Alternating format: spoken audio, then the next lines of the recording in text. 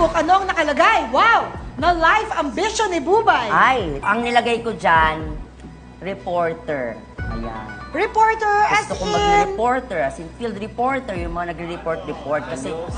Sige nga, paano? Pag kumakain, halimbawa, ito na nga po, kumakain na nga po kami, nakita mo na ang lakas kumain ng nanay ko, mga kaibigan. Yung tatay ko po, susubuan niya po yung nanay ko, mga kaibigan. Anong masasabi ng tatay ko na asin na ang kinakain namin ngayon? Naiyak po kami kasi kung ang asin, pag wala na po kami kasing asin, maalat din yung luha. So yung luha, yun na po yung ginagawa namin ulam. Correct. Maraming salamat po, tatay. Tanungin natin ngayon ang aking ina na ngayon po ay talaga naman nag-prepare ng ulam namin na napakasarap, biskotso. Mama, Hindi ano ako po? ang tunay mong ina, hindi ako. At dyan nga po nagwawakas ang balitang ito. Nalaman niyo po na ako po isang ampon. Magbabalik po kami. Maraming salamat po. Happy birthday, Bubay!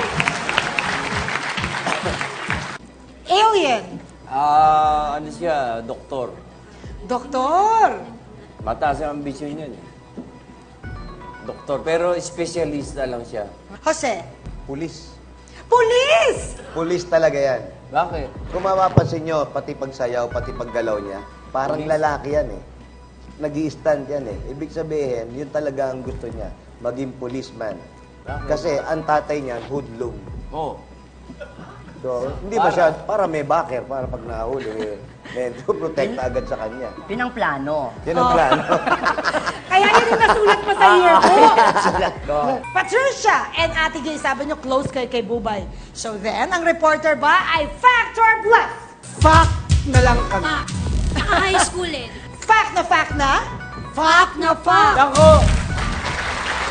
Malalaman natin ano nga ba ang ambisyon ni Bubay na very successful na ngayon bilang artista sa pagbabalik ng Celebrity Bluff Season 12! Celebrity Bluff!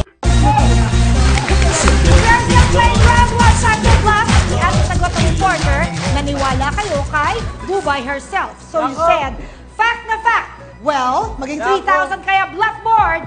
Fact niya ba? Please reveal.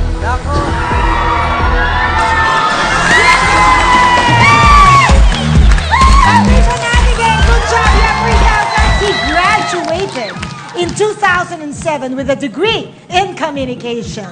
Taray!